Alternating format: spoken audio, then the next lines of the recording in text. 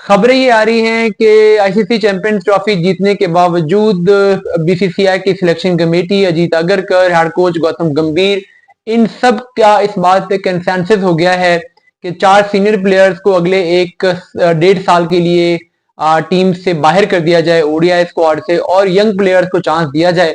तो ये किस्म की आर्जी तौर पे फोर्स रिटायरमेंट्स भी हम इनको कह सकते हैं। ये 4 प्लेयर्स कौन से हैं और इनको क्यों अभी 1 डेढ़ साल के लिए टीम से बाहर किया जा रहा है, इसके पीछे क्या थॉट प्रोसेस है, वो उसकी डिटेल्स मैं आपसे शेयर करता हूं। देखिए, बताया जा रहा है कि जो इसमें पहला नाम है वो रविंद्रा जडेजा है। आल्दो के अभी वो बड़ी अच्छी फिटनेस में है, वो फील्डर बहुत अच्छे हैं, बॉलिंग बहुत अच्छी की है उन्होंने चैंपियंस ट्रॉफी में। लेकिन जैसे T20 वर्ल्ड कप के बाद रविंद्रा जडेजा ने खुद रिटायरमेंट ले ली थी, लेकिन अभी उन्होंने इंस्टाग्राम स्टोरी की और उन्होंने कहा कि नो मोर र्यूमर्स प्लीज, यानी वो अब ओडीआई से तो खुद रिटायरमेंट नहीं लेना चाहते। लेकिन सिलेक्शन कमेटी ये चाहती है कि अब रविंद्रा जडेजा की जगह पर कुछ नए प्लेयर्स को चांस दिया जाए, ताकि अगर 2 साल के बाद रविंद्रा जडेजा फिट नहीं हो पाते ओडीआई वर्ल्ड कप के लिए, तो हमारे पास बैकअप्स तैयार हों। तो इसलिए अभी 1 साल सवा साल के लिए जो हमारी बायलैटरल सीरीज होंगी उसमें रविंद्रा जडेजा को चांस ना दिया जाए, बल्कि उसमें उनका बैकअप तैयार किया जाए। अगर बैकअप तैयार करने में कामयाब हो जाए तो फिर वर्ल्ड कप में भी उसी बैकअप के साथ जाया जाए। लेकिन अगर तैयार नहीं हो पाता तो रविंद्रा जडेजा तो कभी भी टीम में वापस आ सकते हैं। तो इसलिए जो इसमें पहला नाम जिसको अभी 1 सवा साल 1.5 साल के लिए सिलेक्शन कमेटी कंसीडर नहीं करेगी, ओडीआई स्क्वाड के लिए सिलेक्ट नहीं करेगी, वो रविंद्रा जडेजा है। जो दूसरा नाम इस लिस्ट में है वो भी स्पिनर हैं और left arm wrist spinner Kuldeep Yadav. क्योंकि अभी जो बैकअप स्पिनर्स में रवि बिश्नोई T20 खेल रहे हैं, अब उनको भी ओडीआई खिलाए जाने हैं। इस तरीके से वरुण चक्रवर्ती हैं, उन्होंने ओडीआई खेलने हैं।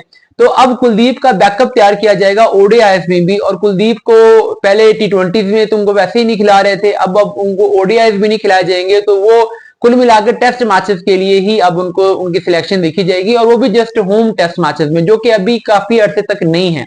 तो इसलिए आप कुलदीप को अब आगे आने वाले कुछ महीनों में इंडिया के लिए तो खेलता हुआ नहीं देखेंगे। ओडीआई में उनकी जगह पे जो दूसरे ऑप्शन है, बैकअप ऑप्शन है, उनको तैयार किया जाएगा। और कुलदीप की थोड़ी सी फिटनेस का भी इशू है, कुलदीप का थोड़ा सा एज का भी इशू हो गया है।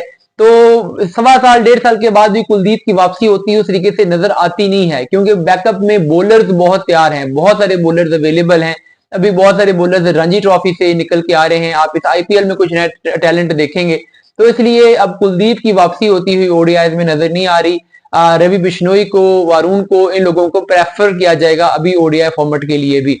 जो तीसरा नाम इस लिस्ट में है वो मोहम्मद शमी है। देखिए, मोहम्मद शमी ने अभी आईसीसी चैंपियंस ट्रॉफी में परफॉर्म तो बहुत अच्छा किया और एक्सपेक्टेशन से ज्यादा अच्छा परफॉर्म किया, लेकिन हमने देखा कि उनको 10 ओवर कराने में ठीक ठाक मुश्किल पेश आ रही थी अभी भी, और रेगुलर भी 4-5 ओवर का स्पेल भी उनसे नहीं हो रहा था। 2-3 ओवर्स के बाद वो थके थके नजर आ रहे थे।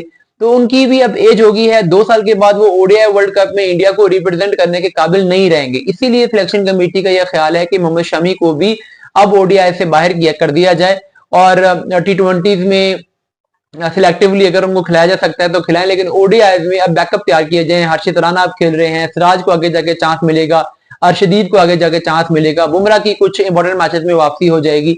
तो कुल मिला के मोहम्मद शमी भी अगले 1 साल सवा साल 1.5 साल के लिए सिलेक्शन कमेटी के प्लान में नहीं है, उन्हें इंडिया के लिए ओडीआई मैचेस नहीं खिलाए जाएंगे।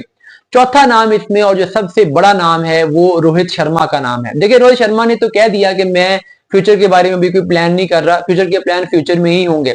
लेकिन ये पहले भी रोहित शर्मा के साथ जब इंग्लैंड की सीरीज से पहले बात हुई थी, तो उस टाइम भी सिलेक्शन कमेटी ने उन्हें बता दिया था कि भाई हम आपको फ्यूचर में ओडीआई में नहीं देखते, तो आप चैंपियंस ट्रॉफी तक हैं, चैंपियंस ट्रॉफी खेलें और उसके बाद इधर से आप रिटायर हो जाएं। लेकिन रोहित शर्मा चूंकि चैंपियंस ट्रॉफी जीत गए हैं, तो उन्हें ये लगता है कि अब मुझे कोई टीम से बाहर नहीं कर सकता। लेकिन अगर रोहित शर्मा की फिटनेस देखें तो आखिरी फाइनल मैच में भी 60-65 गेंदें खेलने के बाद उनकी बस हो गई थी, उनसे उसके बाद सिंगल्स भी नहीं लिए जा रहे थे।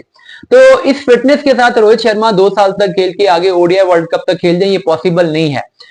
एज भी होगी है, तो अब फॉर्म भी उनकी बहुत अच्छी नहीं है। पावर प्ले में चूंकि ओडीआई में गेंद स्विंग नहीं हो रही होती, फील्डर ऊपर होते हैं, वो तेज रन कर लेते हैं, लेकिन आपने देखा कि पावर प्ले के बाद उनसे रन नहीं हुए, टेस्ट मैचेस में उनसे रन नहीं हो रहे। तो इसलिए रोहित शर्मा से भी आगे मूव ऑन करने का फैसला कर लिया गया है। अभी रोहित शर्मा अगर रिटायर नहीं होना चाहते तो उनको फोर्स नहीं किया जाएगा, लेकिन उनको रेस्ट के नाम पे आगे ओडीआई सीरीज में शामिल नहीं किया जाएगा, और उनकी जगह पर शुभमन गिल आपको इंडिया की ओडीआई में कप्तानी करते हुए नजर आएंगे।